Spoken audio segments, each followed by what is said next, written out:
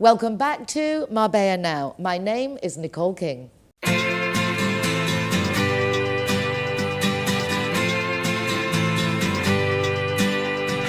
hey, it's a brand new day.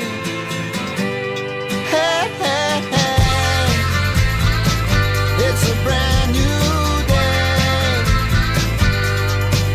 Halfway twisted. There are some fabulous groups and associations in our community, and I highly recommend getting involved, not just for business reasons, but for social reasons also. The first guest today I met at Business First. Her name is Lucia. She's a financial advisor, and I'm delighted to welcome her to the program. Lucia, how lovely to see you. Happy New Year. I haven't seen you Happy New Year. Good morning. Good start to the year? Yes, very good, very good. Only 16 days, but very good. I know, it's just so new. The year is so new, but we're already back into it. But I do love the fact that in Spain we get so much longer to celebrate with the Three Kings Day, and so it lasts that little bit longer. Correct. Well, lovely to see you, and I have many questions for you.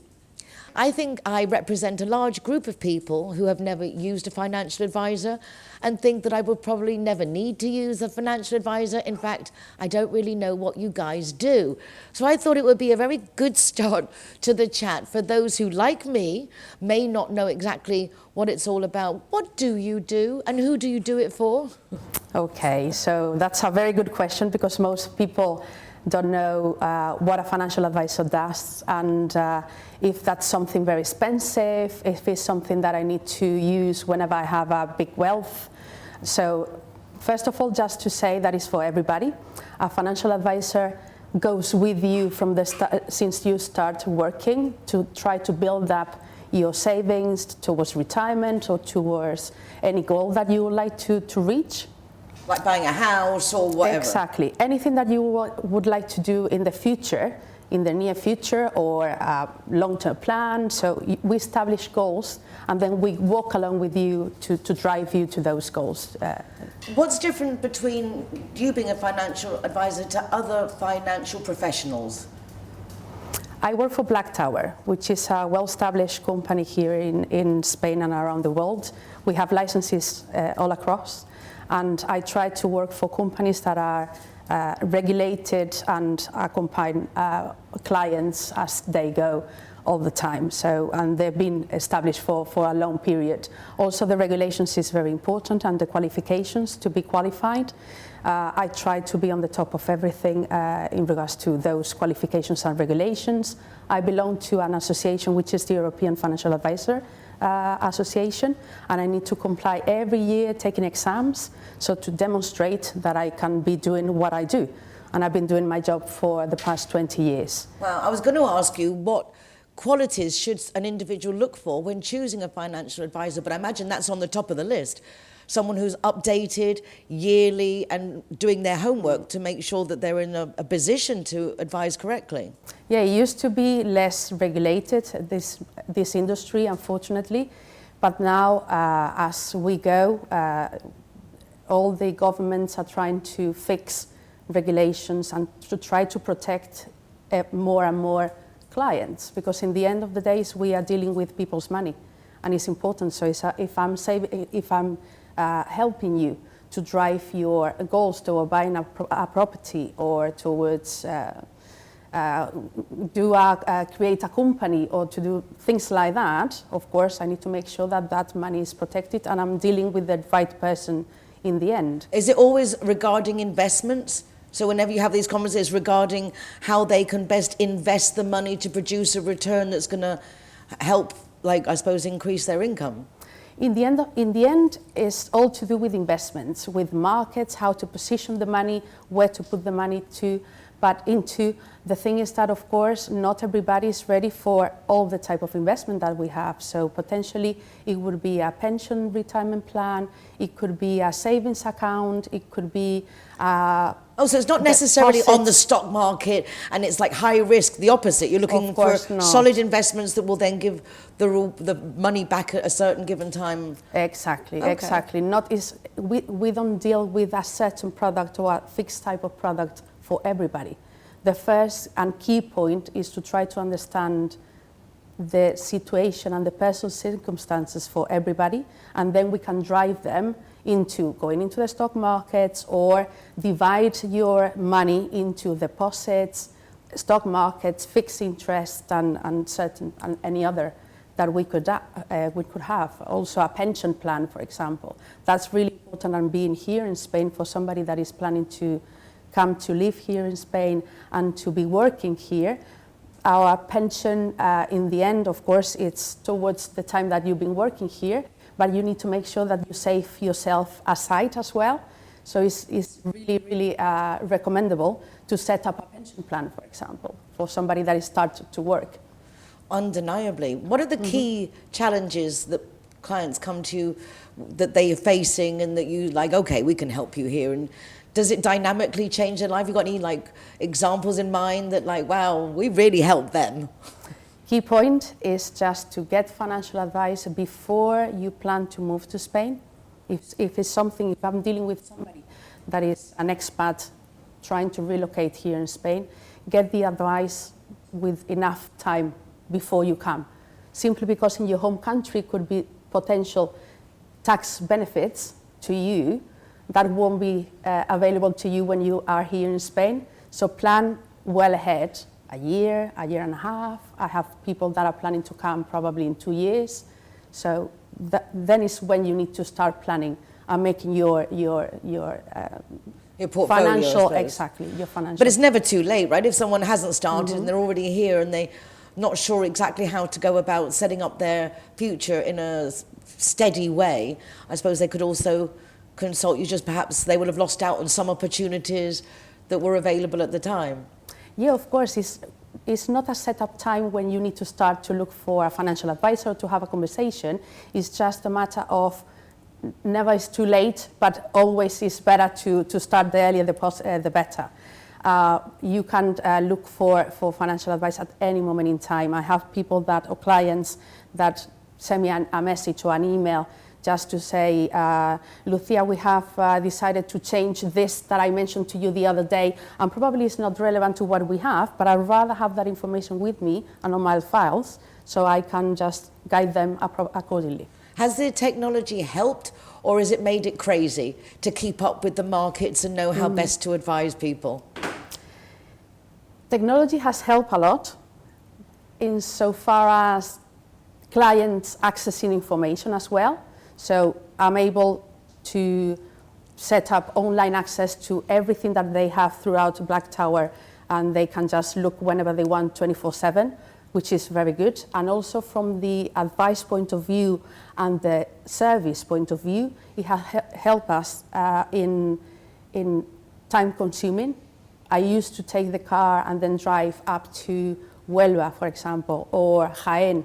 So that takes my time from doing other things. And now we are more used to going to a Zoom call, going to the WhatsApp video call, onto Skype, onto phone. So reducing probably the face-to-face meetings, but on the other hand, helping me to give a better service to them. It's curious. I remember talking with the British consul Charmaine after lockdown, and we all started doing everything by Zoom and this and the other.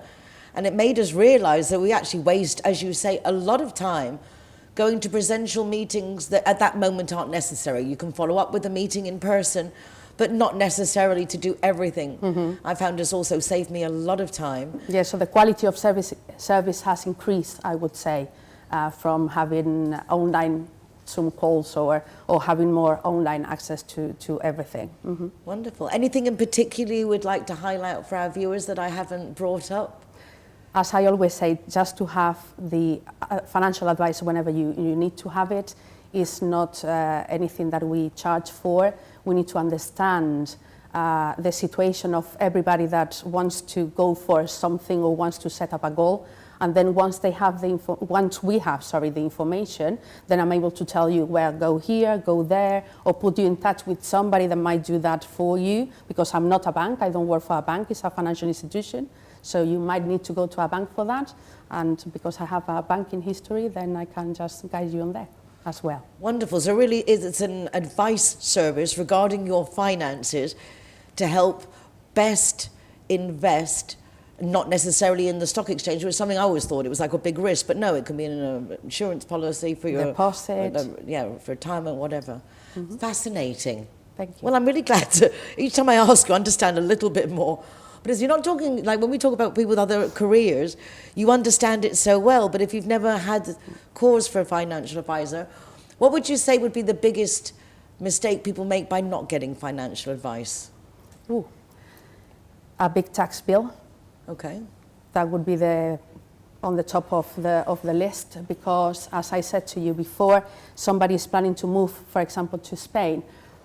If you don't know how taxation works here in Spain, you might do things at the wrong time back home, which could potentially deliver in a high tax bill. I do have unfortunate situations with people that have moved without taking financial advice, and then they have come back with a tax bill from the tax authorities because, of course, they didn't know.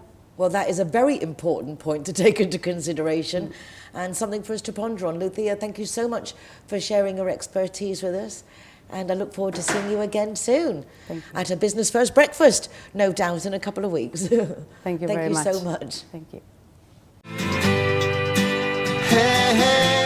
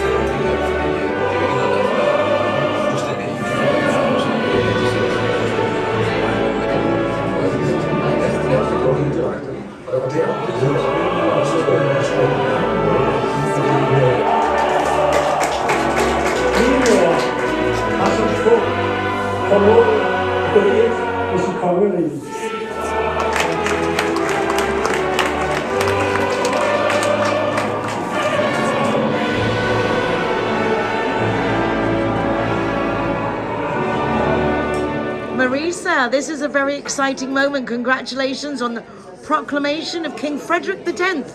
Frederick X. Thank you very much, Nicole. So what's today been about? How did it come up to do this party in Mijas at the Danish club? Well, yes, but was a little bit rushed because, you know, we have the news about the proclamation of the new king just on the first, the New Year's Eve is when the queen used to address to the Danes, and she said, surprisingly, that she's going to abdicate, and then the proclamation of the new king, that is obviously her son, will be today. So we have to be in a rush. We call the Casa Danesa and we organize all that, and I think that people are quite happy and everything has been okay. Well, congratulations. It's all very exciting. Thank you. Thank you.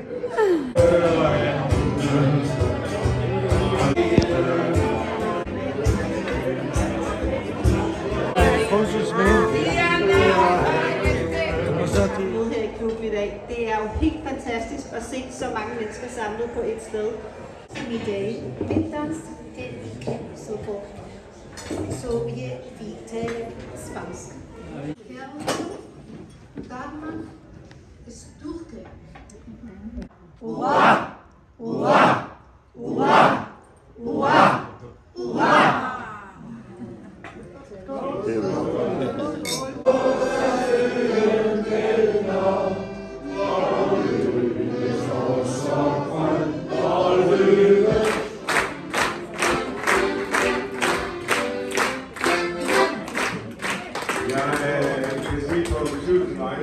jeg overhovedet ikke er lyst fremover. Og tak til bestyrelsen, og tusind tak igen. Jeg ved, vi kan blive ved med at takke Jens, men det er hans initiativ det her, og det er så flot. Tak skal I have.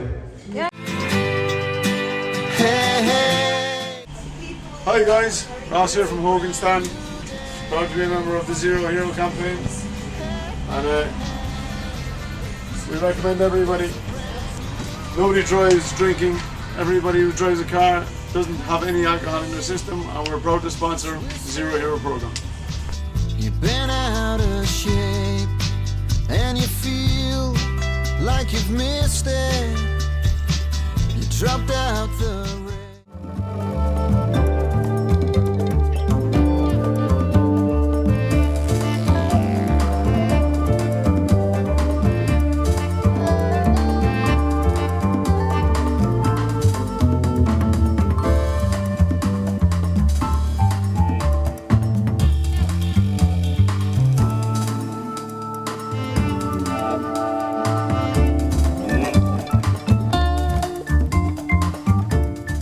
Zero Hero! Welcome to Vigo Banús.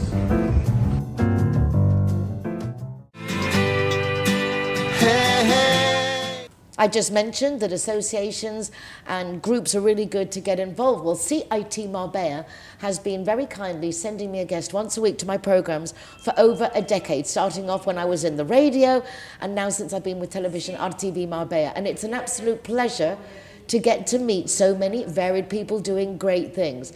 Today, I'm particularly proud to welcome Alejandro Parra because he's part of a family that's had businesses in Marbella ever since I can remember. So it's really very privileged to say, Alejandro, welcome to the program. The pleasure is mine, Nicole. Nice to meet you. So I had no idea that Aqua Apartments, that you've come to speak about today on behalf of CIT Marbella, is actually part of the San Cristobal Hotel business group, which is now the Hotel Oval. Exactly. And it's a family business. Exactly. Oval Urban Hotel, they opened a few years ago, you know, because you told me that you were very close to the old town in Marbella. In 2017, we opened the first complex in touristic in the family business. It's called Aqua Apartments. We are based in San Pedro. Nice. In Marbella, a year ago in Malaga. So we have 71 apartments. I've seen them. It's got a really nice logo. Now you've said that. You've said, I have seen those apartments. I love the logo. Exactly. It looks very fresh, very welcoming. Congratulations. Thank you very much. It wasn't easy to choose the logo because, you know, many ideas from many people, but finally we got it. Oh my gosh, I'm actually associating now, seeing it where that came from. So it's very, obviously it works because I do, as you've said that, it's like, I know that, I've seen it. Is this something that's developed in the family through the kids saying, okay, we're getting involved now and let's do new projects and let's grow? Yeah, my dad just recently retired, so now me and my cousins are running the business with all the other people, and we are very, very focused in grow the company. What a responsibility. A lot. A lot of responsibility. Are you given a free hand to do things, or is Dad still there like, oh, yeah, wait? No, I mean, we are a large family.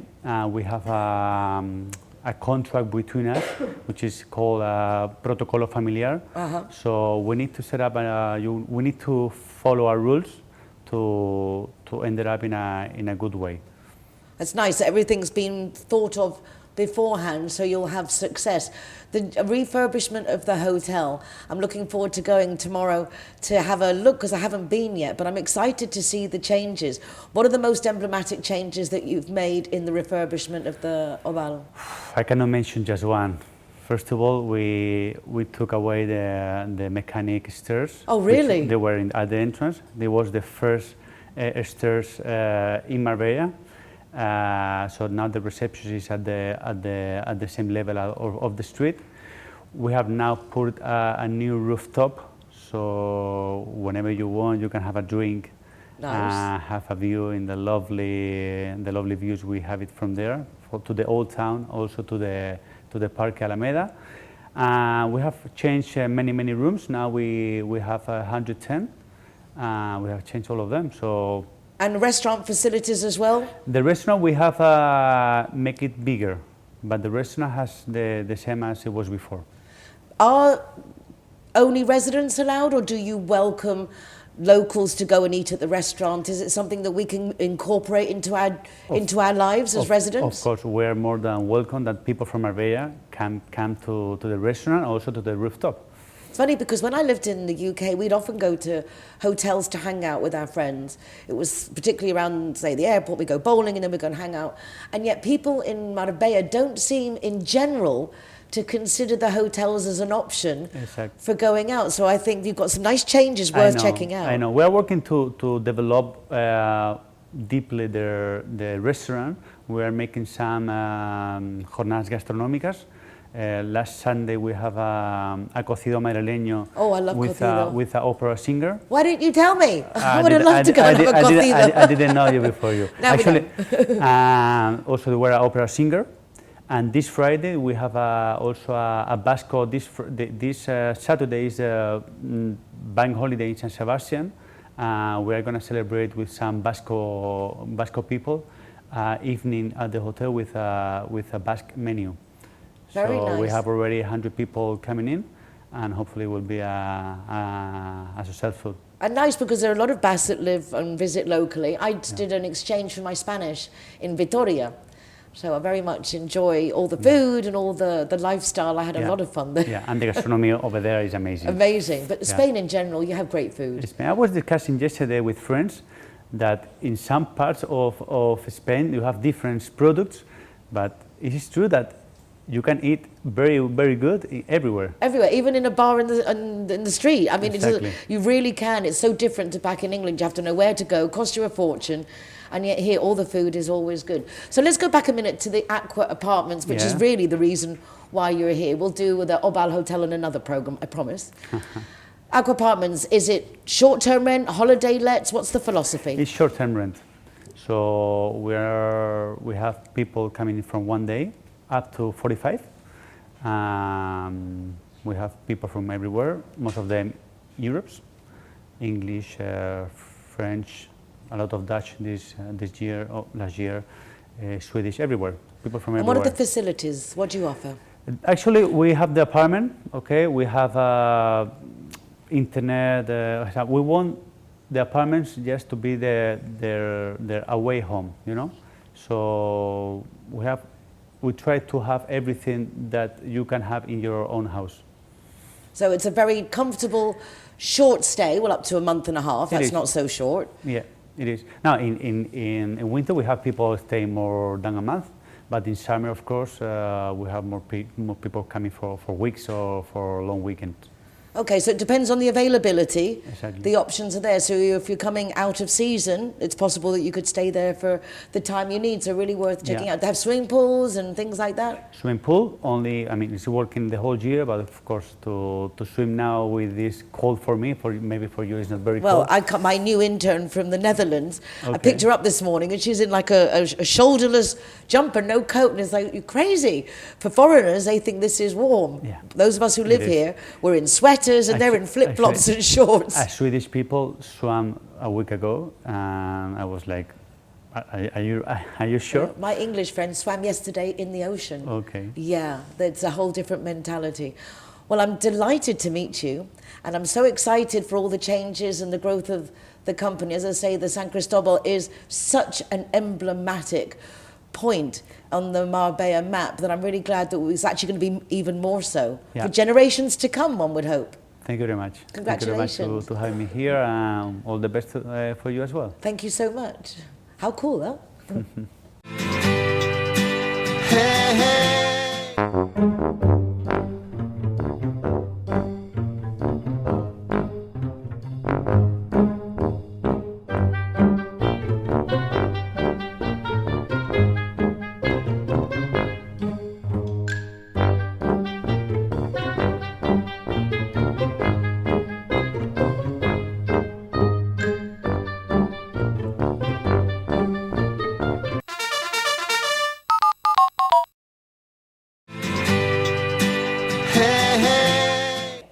Well, I'm delighted that Boy has decided to join me now that he's a little bit calmer and lost the excitement of coming to the programme.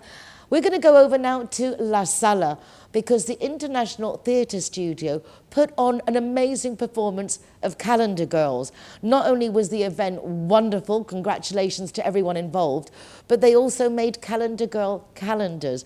Very, very lovely, very colourful, a little bit risque, but so beautifully done that I can but congratulate them for that. And also raising over €4,000, which is donated to the Elena Gate Foundation.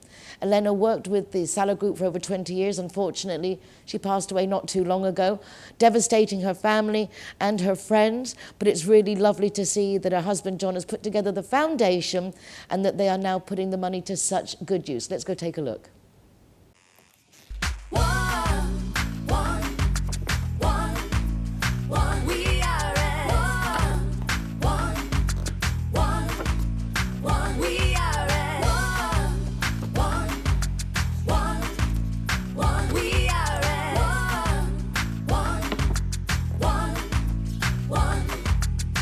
Let the music get to your heart. Let it set you on your way. No time to hesitate. We are all the same.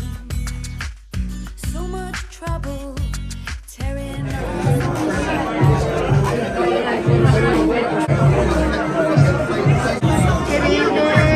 Good evening.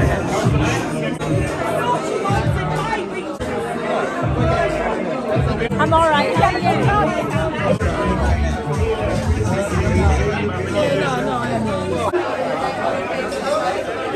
Much for being here. It's lovely to see you all. I'm going to hand over straight away to our president, the president of the International Theatre Studio, Martin Kurd. I'm not going to use the microphone as I always feel I talk better with my hands. There we go. It's lovely to see so many of you here this evening from ITS, from the Foundation and the charities as well.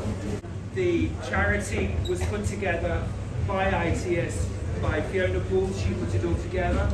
Alan Jones, our photographer, did all the production and the photographs for it. And we had lots of sponsorship from local companies in Estepona and in Marbella who sponsored every page. Trying to do the thing.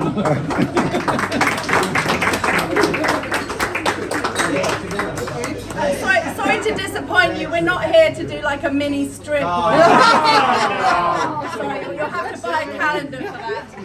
We just thought, in case you didn't see the play, or if you did see the play, this could be one of the moments that you enjoyed. We just thought we'd give you a little flavour.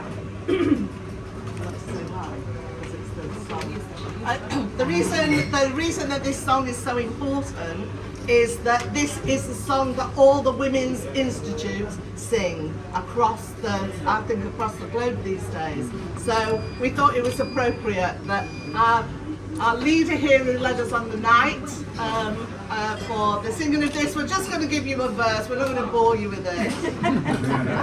Hopefully. If you fall asleep, do it quietly. It's on a backing track, so it's a cappella. Under the street in ancient times, walk upon England's mountains green, and was the holy Lamb of God on England's pleasant pastures seen. We're really happy and honoured that ITS are able to present the Elena Gate Foundation with €4,000.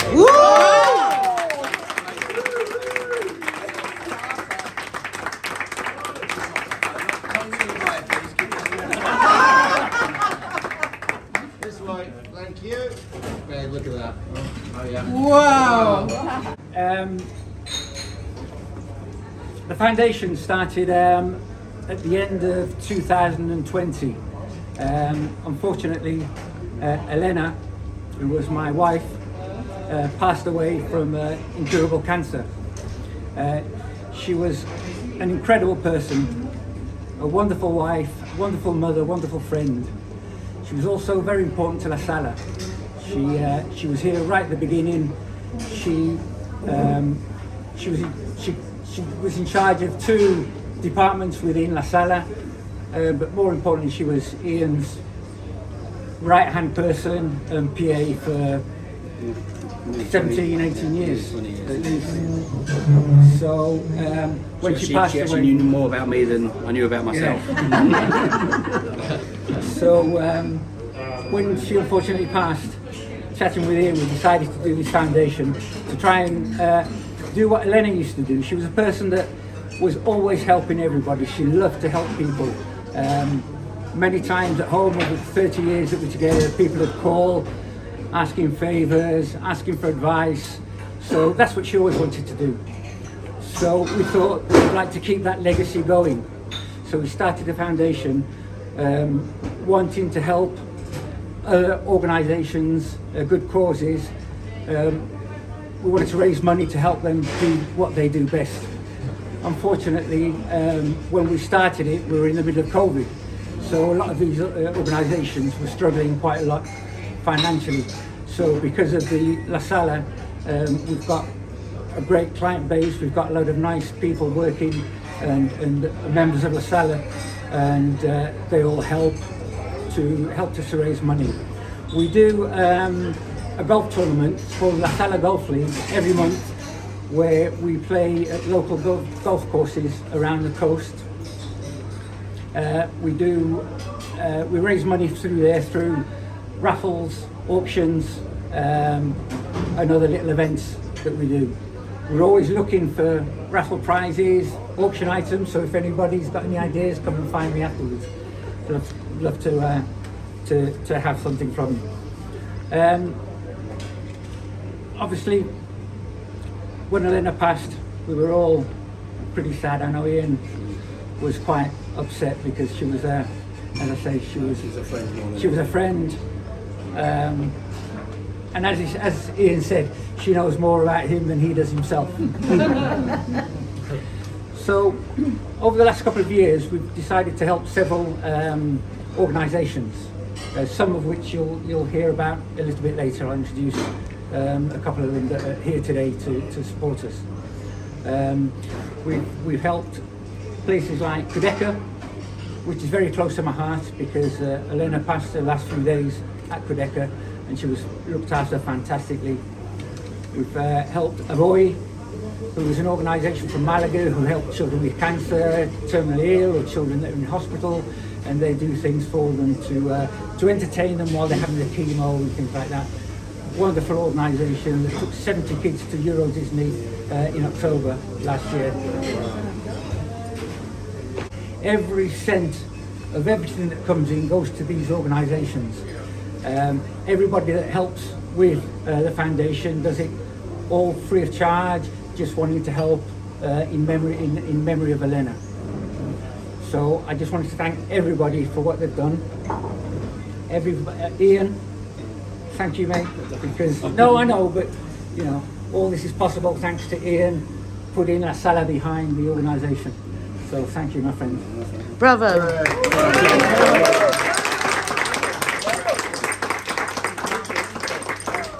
Now, as I said, there's a few organisations that we've helped along the way, and I'd like to introduce you to some of them who will say a couple of words about what they do, and you'll see why we do what we do. Our motto is help us, help others. So I'd like to introduce Esther from Quebec. Woo, woo, woo, woo. You can have the mic if you want.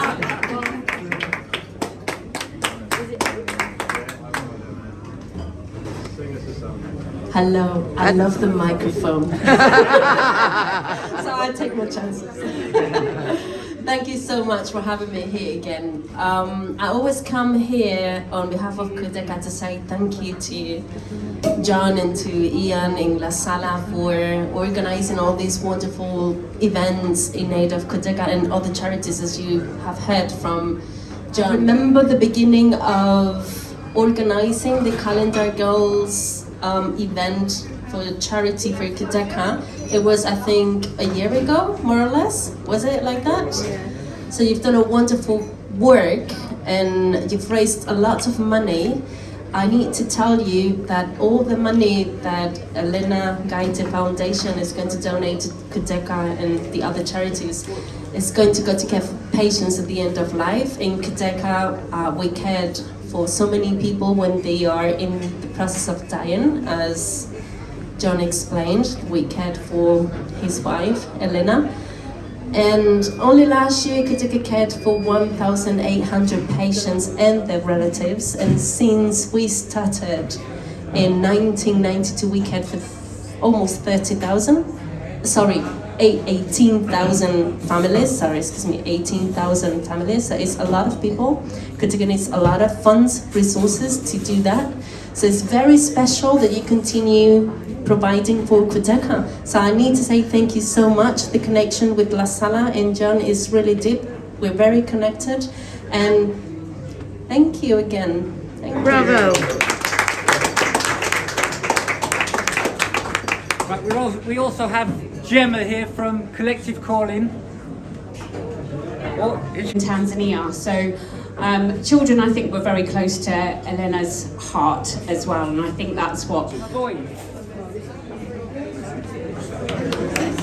Marcus is with Juan.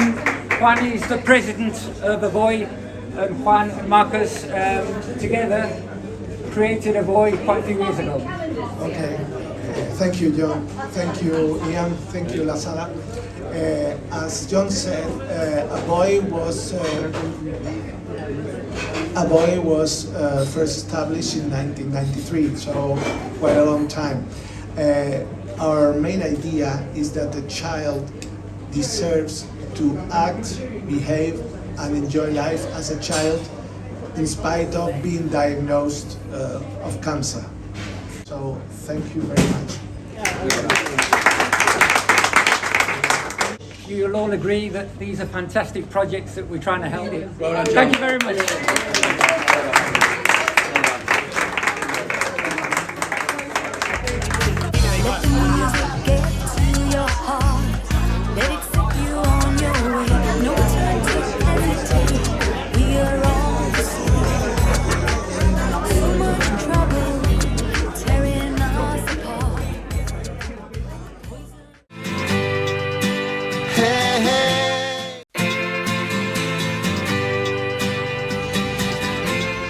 Zero Hero, welcome to Belmonte. Hey, hey, it's a brand new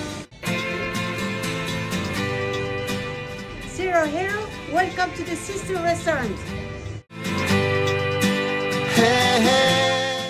The Islet Rose Dance Academy in the industrial estate in San Pedro is well worth visiting. A couple of times with the Good Morning Spain program, we've been there because our Kate's been doing, she did, I think, Zumba, and she did salsa, and my granddaughter goes there to do ballet and gymnastics and hip hop. So I thought it would be nice that we'd go along and you can see what classes they have on offer, not just for our kids, but for us too. Really good way to work out dancing for me and to meet other people. Welcome to the Isla Rose Dance Academy.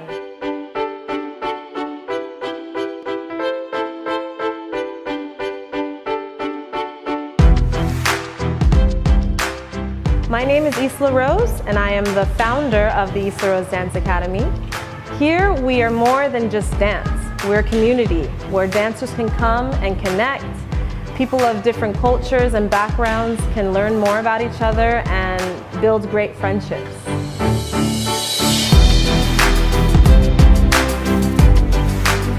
The Dance Academy is the biggest dance academy in San Pedro. Our large dance room is 112 square meters, and the other dance room is 72 square meters.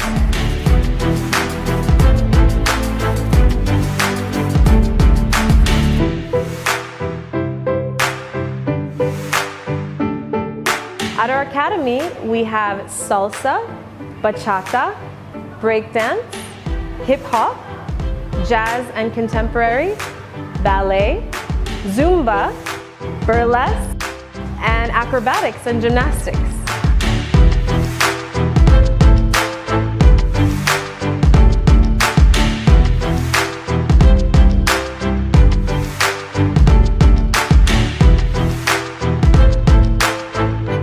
Tenemos los mejores profesores de la Costa del Sol. Cada uno tiene más de 10 años de experiencia en su estilo.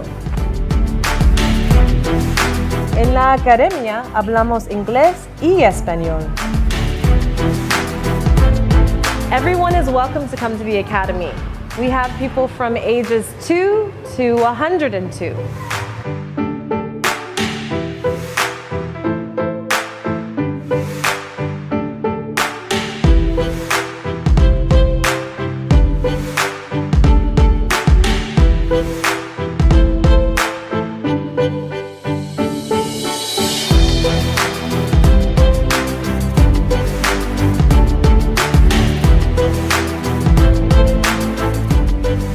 From Los Angeles, and I've danced with Rihanna and Black Eyed Peas and Shakira, and after doing that I wanted to share my gift and my love of dance with the Costa del Sol.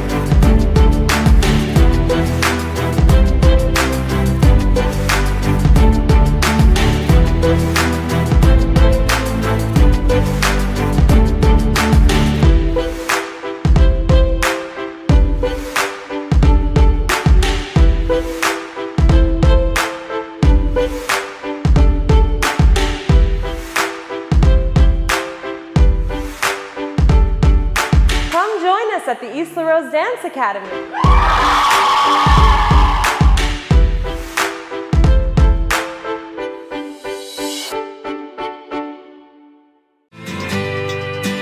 Hey, hey.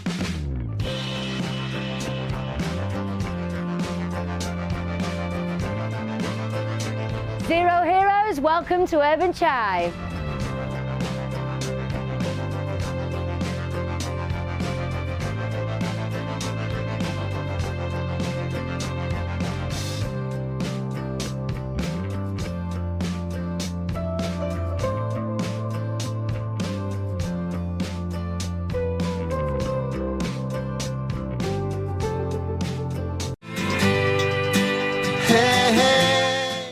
Very delighted to receive a message from Patricia, who I know from Echo Las Chapas School from quite a few years ago. Now she's doing social media and she's helping out the Euro Career Group and asked if I'd like to have a representative come to the programme. Well, obviously I said yes, and that is why the lovely Veronica is joining us now so we can find out what is the Euro Career Group. I like the word career in there. Yeah. It sounds very positive, Veronica. Nice to meet you. Thank you. I'm very happy to be here. So you've recently had meetings with the founder of the group. Yes, he's he just came left, here. which is nice because then I get to meet you. Yeah, and you are in charge of the Spanish branch. That's it. I'm in charge of the Spanish version of this company, which will be founded, is to be founded. We have not founded it yet, but we have already a website and everything. So we started with a website, with the social media, and the official founding of the firm is maybe having its start, its beginning in March. So we are now with the paperwork and all that stuff. A lot to put together. Can you tell us? It's a lot. Yes, I know. There's a lot of steps, particularly in Spain. Yeah. A lot of paperwork, as you say. A lot. So tell us, what is the concept of the Euro Career Group? So we are a recruiting firm which particularly started to bring people in the beginning from Croatia, especially, and other countries nearby, like Slovenia, also Hungary, to Austria. So the founder is Austrian, as me, and as his daughter, who is doing the work in Austria. So we have 3 points, or we will have, when we have in Spain also our office and our place.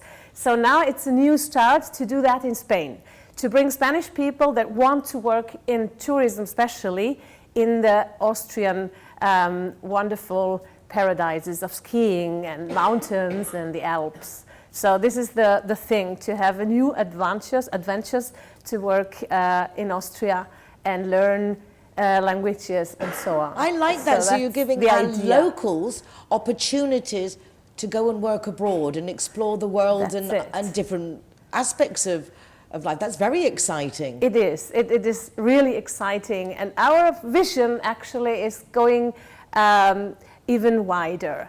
It's doing this European market of people moving to different countries. So if there is somebody from Poland or from, don't know, wants to come to Spain, we would like to start also to find people. These are our clients, the firms, hotels, for example, who are looking for people to work there. So this is our future. That's not happening now. Our clients are in Austria now. But in the future, this is our vision. I love the idea of swapping people around between your different areas. Yeah, that's the point. Because we know that in Spain, there is also a lack of professionals, yeah? Especially chefs, for example, or also good waiters, yeah? Professional waiters.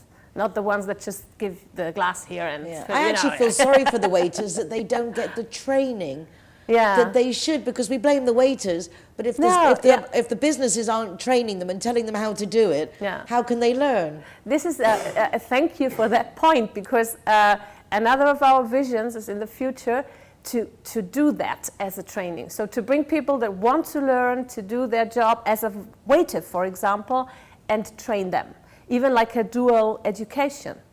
So, for example, they could work in a place in a beautiful hotel in Austria in the Alps, and I want to go. 4 days, for example, 4 days working and 2 days training, for example. So they could be in a school and learn a really good way of doing their job, because there are special professional expertise that you have to learn in all that. Is a waiter, and some people look down on the service industry.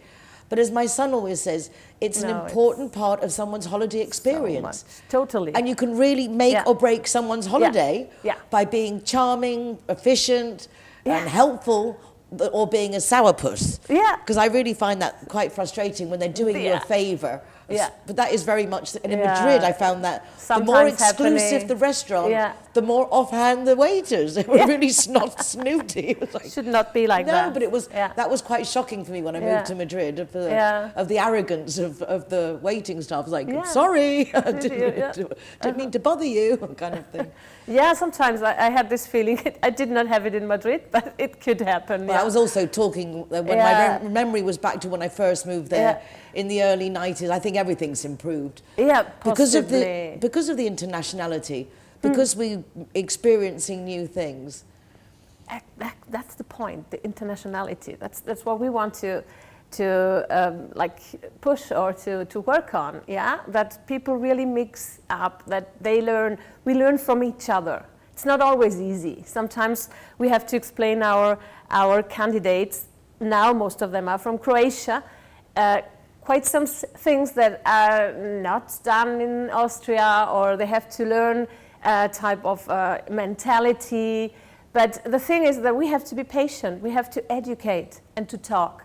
This is our vision. We are like creating a group of friends. That's my our boss. It's not really a boss. No, he's the founder of all that.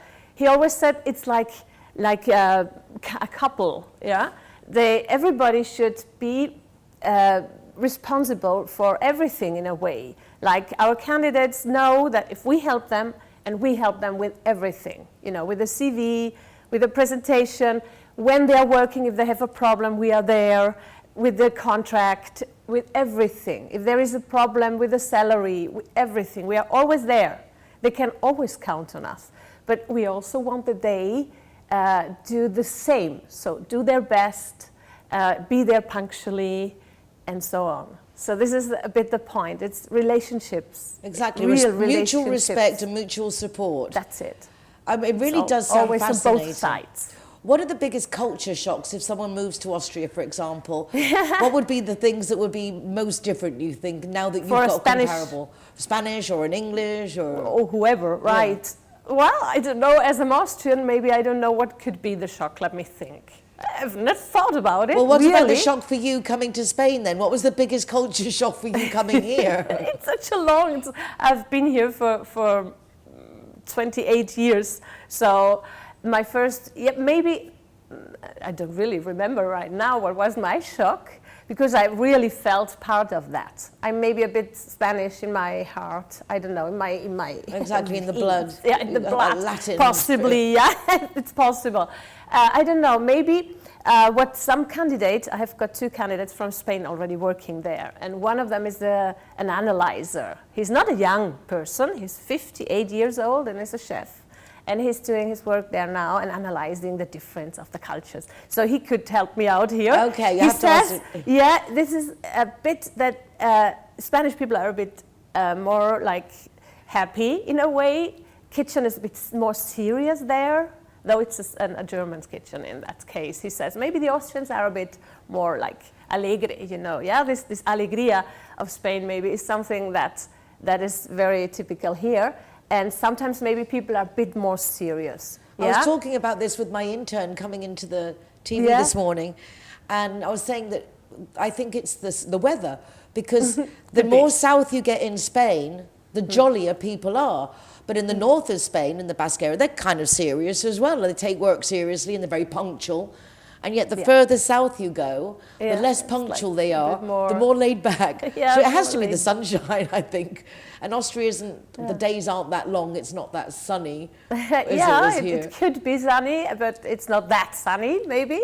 It's a bit colder, I remember especially going now. skiing to Austria when I was 11. We went to Mutters or Natters.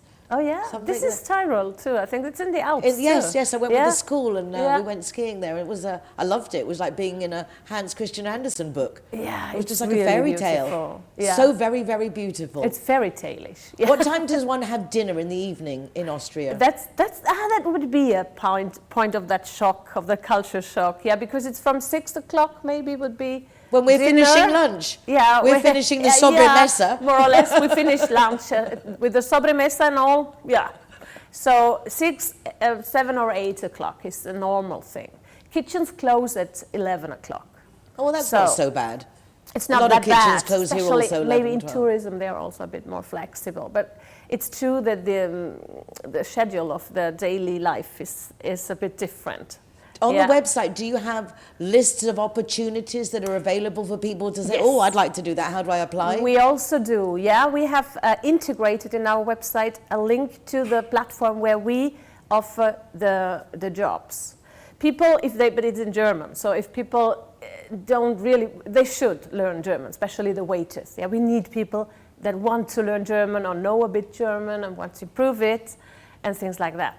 But if they want to have a look, they can also contact us and tell us what they can do, what they would like to, how they would, where they would like to go. There are many possibilities, so we want to know their wishes. We want to make them happy. So if you know what someone's looking for, you can look for that too. Yes, yes. So we also look, if we have got a candidate, we have a look, and our partners, let's say our clients, the firms, mostly hotels, ask us to telling us we need this and that. We need urgently something, so we think of our candidates. Each of us also had interviews with candidates, so we have our kids, our candidates. So in a group we ask, who have any ideas for that job here? Somebody needs very urgently. Please give me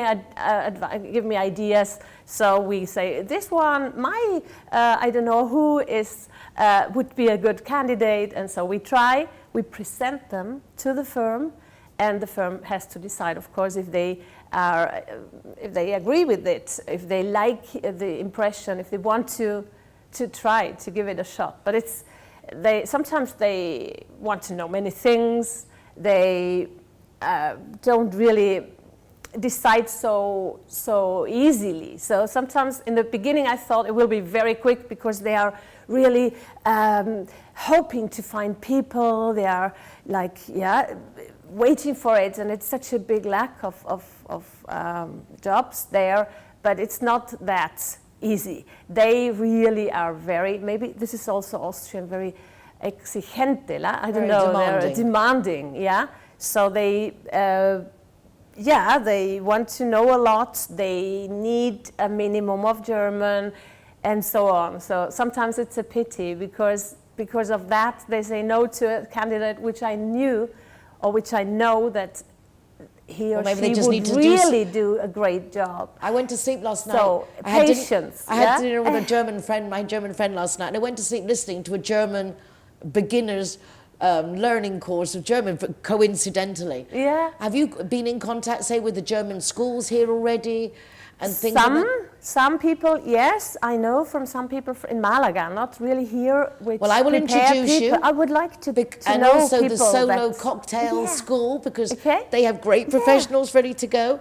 So obviously, this would be wonderful. Yes, I will put you in touch, because I think it'll be mutually interesting for all of you. Yes, that I'm sure would be a lot great. of the students in the German school would like to be able to go and do opportunities of work somewhere different as well. They've got German. Yeah, They all that's speak cool. German. People that learn German maybe do this because they want to try to learn to work somewhere. Yeah. We don't have only touristic jobs. Now we are like focusing on it.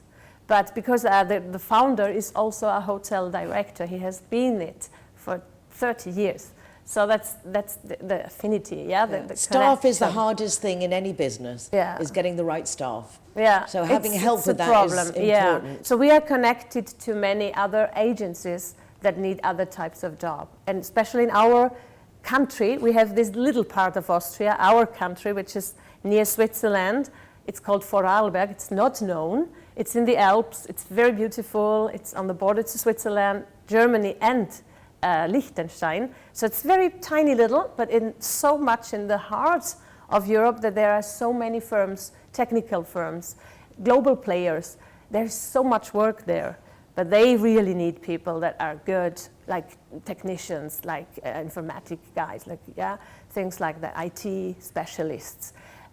Many people, but I was first, before I started with this firm, I was contacting the firms in the technological sector, so in branch, So I had always this problem, if they don't speak German, even if they speak a wonderful English, and I really met and interviewed wonderful people, now they have to speak German. So I was like, oh my God, we have to really do a lot of work, a lot of talking, a lot of PR, so that people know, if you learn German, you have a good job, really. We can really help.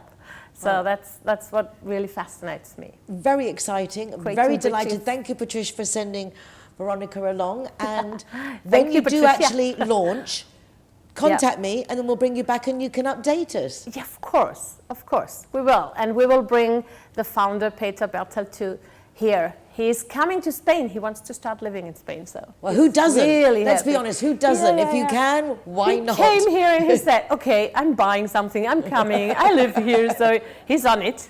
He really is. Looking forward to meeting you, Peter, and congratulations on the concept. Absolutely love it. Best of luck for you. I know that you're working very hard and you'll be very successful. And that's what it's all about. If you have a vision, if you have a passion, just go with it. Let it flow and it will be successful.